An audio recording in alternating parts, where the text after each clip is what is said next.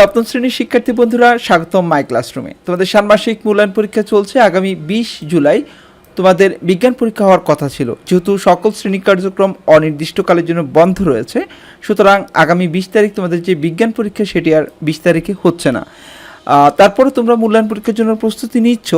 তোমাদের মূল্যায়ন উপযোগী বেশ কিছু গুরুত্বপূর্ণ প্রশ্নোত্তর নিয়ে মাই ক্লাসরুমের এখনকার আয়োজন। তোমরা কে কোথায় আছো এবং চলমান যে সংকট, কোটা বিরোধী আন্দোলন, সেই আন্দোলনে তোমরা কিভাবে আছো বা কে কোথা থেকে দেখছো, বা তোমাদের এলাকার অবস্থান এখন কি বা কী অবস্থায় রয়েছে সেটি আমাদেরকে একটু কমেন্টস করে জানাও। সবাই জানালে আমরা এই ভিডিও থেকে ঠিক জেনে যাব যে কোথায় কী অবস্থাটি চলছে। তো চলো এবার আমরা তাহলে প্রশ্নগুলি দেখে নিই। প্রথমে কাজ 1, মৌলিক ও যৌগিক এবং মিশ্র পদার্থের পার্থক্য দেখাতে বলা হয়েছে। নিচের চকে আমরা মৌলিক, যৌগিক এবং মিশ্র পদার্থের পার্থক্য তুলে ধরলাম।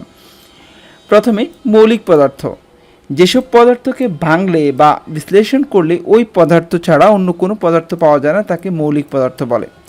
আর যে পদার্থকে ভাঙলে বা বিশ্লেষণ করলে 2 বা তার অধিক মৌলিক পদার্থ পাওয়া যায় তাকে যৌগিক পদার্থ বলে। আর 2 বা ততোধিক মৌলিক বা যৌগিক পদার্থের একত্রে অবস্থান করাকে মিশ্র পদার্থ বলে।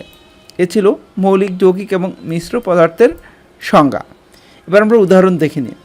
যেমন হাইড্রোজেন, অক্সিজেন, নাইট্রোজেন, এগুলো হচ্ছে মৌলিক পদার্থের উদাহরণ। যৌগিকের উদাহরণ পানি, H2O, কার্বন ডাইঅক্সাইড, CO2, খাবার লবণ, NaCl। আর এখানে উদাহরণ হচ্ছে শরবত, মাটি, বায়ু।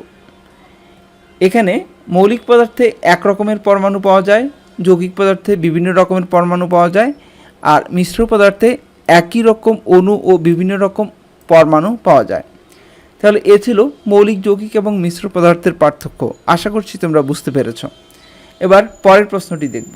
কাজ 2 রয়েছে, নিচের ছকটি থেকে বের করতে হবে এই পদার্থগুলোতে কোন কোন মৌলের কয়টি করে পরমাণু আছে। তাহলে চলো দেখিনি। ছকটিতে রয়েছে মৌল ও যৌগের সংকেত ছক। এখানে CO রয়েছে, H2SO4, O2, N2O। এখানে মৌল বা যৌগের সংকেত রয়েছে, আমাদেরকে বের করতে হবে কোন মৌলের কয়টি পরমাণু রয়েছে। তোমাদের জন্য প্রয়োজনীয় উপকরণ থাকবে কাগজ, খাতা, কলম, অনুসন্ধানী পাঠ বই, অনুশীলন বই এবং পেন্সিল ও স্কেল। এবারে আমরা কাজের উদ্দেশ্যটি জানব। মৌল বা যৌগের সংকেত থেকে পরমাণুর সংখ্যা জানবো আমরা এর মাধ্যমে। কাজটি হচ্ছে দলগত কাজ। কাজের ধারা: দলে সবাই আলোচনা করে যৌগগুলির সংকেতগুলো খাতায় লিখি এবং কি কি পরমাণু আছে, কতটি পরমাণু আছে তা লিখি। তাহলে এর নমুনা উত্তরটি দেখে নেই। মৌল বা যৌগের সংকেত CO, এখানে একটি কার্বন, কার্বন C দ্বারা কার্বন, আর ওতে অক্সিজেন, একটি অক্সিজেন পরমাণু।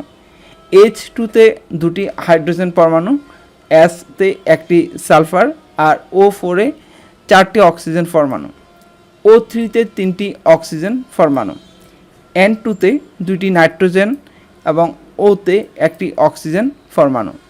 তাহলে আমরা খুব সহজেই জেনে নিলাম মৌল বা যৌগের সংকেত থেকে পরমাণুর সংখ্যা কীভাবে জানা যায়। আজ এ পর্যন্তই। তোমরা যারা মাই ক্লাসরুমের সাথে ছিল সবাইকে অসংখ্য ধন্যবাদ। আল্লাহ হাফেজ।